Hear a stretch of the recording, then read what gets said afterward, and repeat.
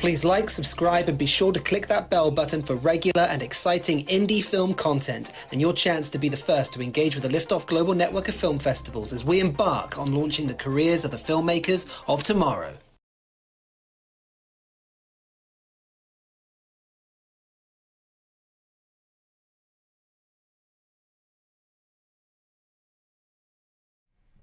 Hello everyone and welcome to today's stream. Today's stream is all about the winners of the Liftoff Showcase Extravaganza 2022.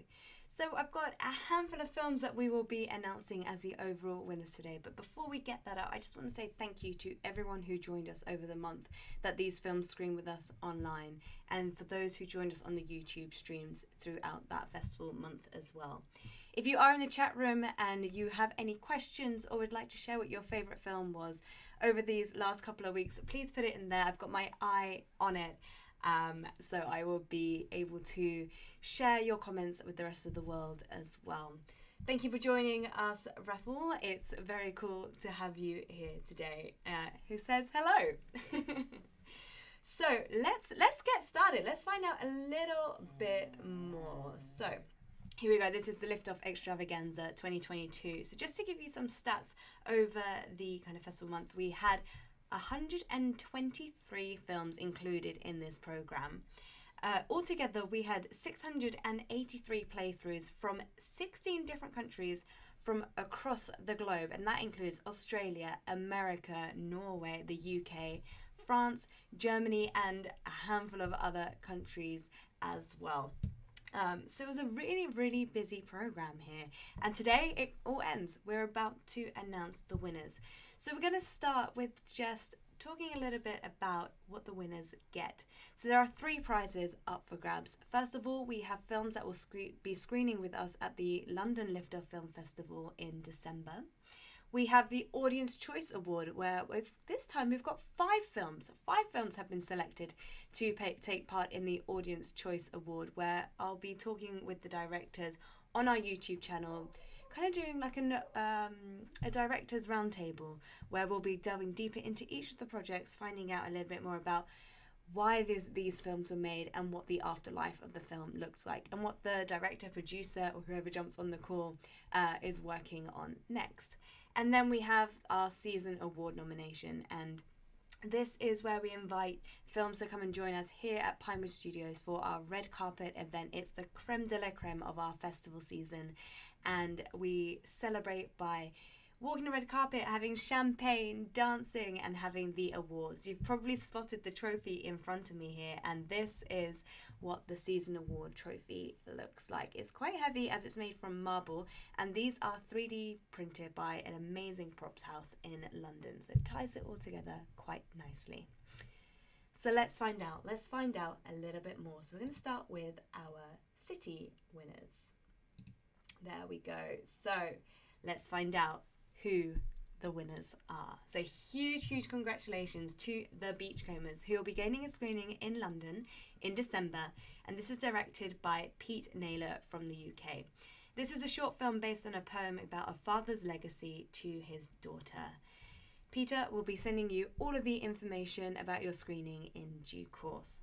Also joining us in the city in London will be Anna, and this is another film from Denmark, and it is directed by Martin Noren. Anna is a story of a young woman in the process of learning to stand up for herself by putting her own needs and desires first. Slowly, she begins to understand the necessities of being able to say no to others, to say yes to herself. Well done, Anna. Well done, Martin, with your film Anna, and Pete with the Beachcombers. I'll be sending out all of the information about joining us in London later this year. So we're now going to move on to the Audience Choice winners. So as I mentioned there in my intro, there are 5 films here that have been given the Audience Choice Award.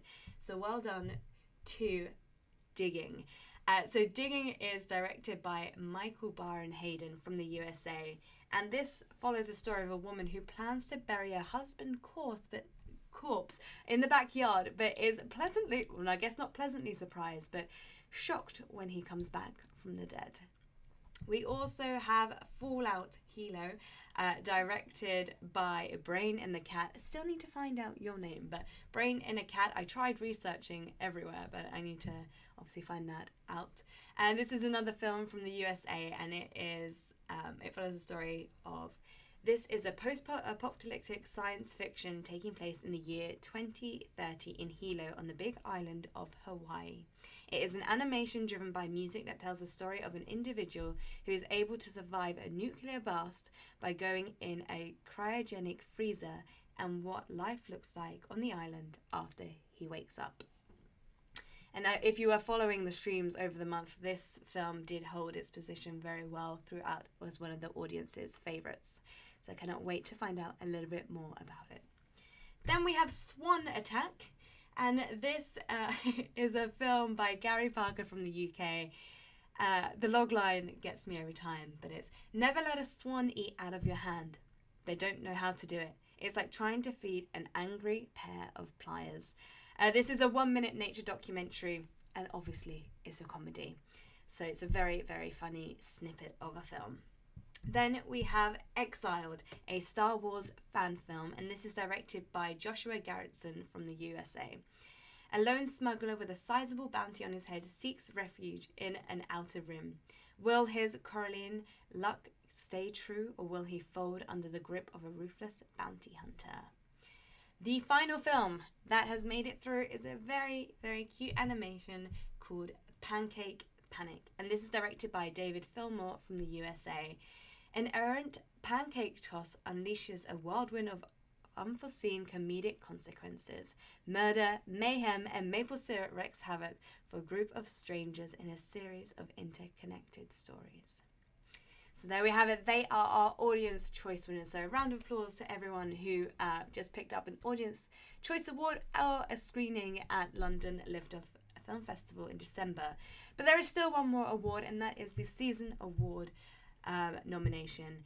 And that has been given to Beachcombers for Best Cinematography. So well done, Peter and the team. You'll be getting an invite to the Season Awards as well, which is due to take place in January. If you have not received an award or a nomination from the showcase, don't be alarmed, because we look back over all of the festivals and showcases that take place in 2022 before we lay out our final season award nominations. So even if we didn't mention your film this time, there may be a chance later on in the future that we will be pulling on your film to fill out those 14 categories. We usually nominate between 5 and 6 films in each of those categories. So at the end of the year, we are looking back over everything to fill in those gaps.